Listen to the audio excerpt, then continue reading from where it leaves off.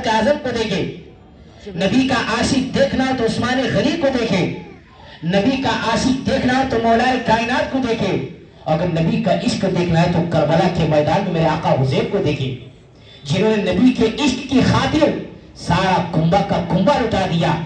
आखिरी वक्त में भी मेरे आका हुसैन ने सजदा नहीं छोड़ा, बल्कि उम्मत मुहम्मदिया को यही पैगाम दिया है, लोगों न मस्जिद में न बैतुल्लाह के दीवारों के साए में नमाज इश्क अदा होती है तलवारों के साए में।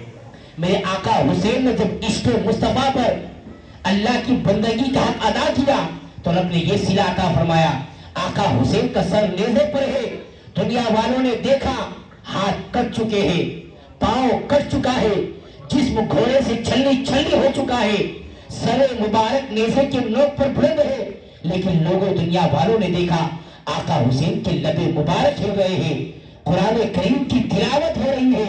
इसी को तो आला हजरत फरमाते हैं, या रसूल अल्लाह तेरी नस्ल पाक में है बच्चा बच्चा नूर का, तू है आईने नूर, तेरा सब घराना नूर का।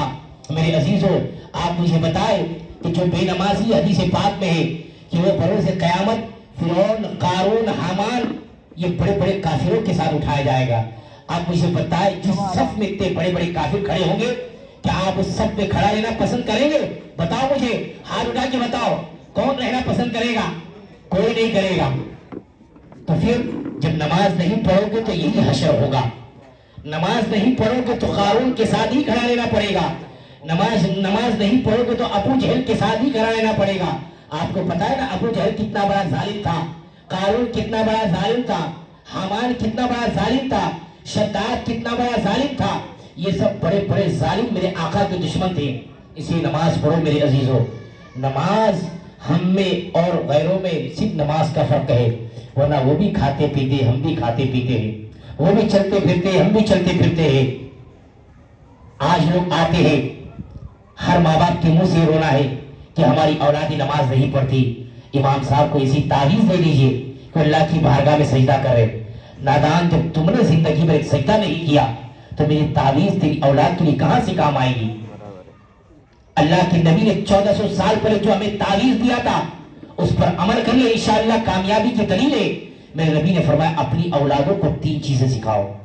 सबसे पहला अपनी औलादों के दिल में नबी की मोहब्बत डालो, दूसरा अपनी औलादों के दिलों में मेरी अहले बैत की मोहब्बत डालो, तीसरा उनके हाथों में कुरान दे दो।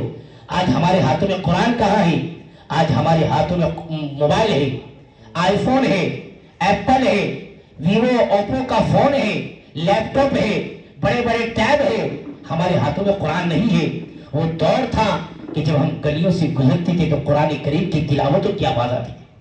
आज हम गलियों से गुजरते हैं, इतनी भी तौफीक शर्म हया नहीं है कि मस्जिद में अजान हो रही है, टीवी का साउंड पड़ा हुआ है। इतना भी कॉमन सेंस नहीं है कि अल्लाह का जिक्र हो रहा है और तुम टीवी में नाच गाने देख रहे हो। ये दौर चल रहा है मेरे अजीजों, ये सारी चीजें कयामत की निशानियां हैं। याद रखना, आप ये न समझना कि आप बच जाएंगे। लोग कहते हैं कि कब्र में जाएंगे जो होगा देखा जाएगा। क्या देखोगे? कुछ नहीं देखोगे, जो भी होगा रब की तरफ से होगा। कब्र में तुम कुछ नहीं देख सकते। जब इंसान मर जाता है तो उसको ऐसा महसूस ही नहीं होता कि मैं मर चुका हूँ। वो अपने आप को नहाते हुए देखता है, अपने आप को कफन पहनाते हुए देखता है। जब कब्र में चला जाता है, अंधेरी कब्र में, जरा सोचे अगर हमारे घर में लाइट चली जाए, अंधेरा हो जाए तो हमें कितना डर लगता है। वो कब्र की अंधेरी रात, अल्लाह अकबर में आका फरमाते हैं कि कब्र मुर्दे को दबाती है, उसकी यहाँ की फसलियां वहां की फसलियां यहाँ। अगर मोमिन है तो इस तरह उसको महसूस होता है जैसे माँ अपने छोटे बच्चे को दबा रही है, और अगर गुनहगार है तो उसकी हड्डियां इधर की उधर हो जाती है। हमें दुनिया में जरा सा चोट लग जाए, पैर टूट जाए, हाथ टूट जाए, कहीं की हड्डियां टूट जाए, कितनी तकलीफ होती है।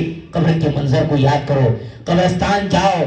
आज भी जो कब्र में लेटे हैं वो अल्लाह ताला से पनाह मांग रहे, मौला एक मर्तबा जिंदगी वापस दे दो, तेरी बारगाह में सर्व सुजूद हो जाओ।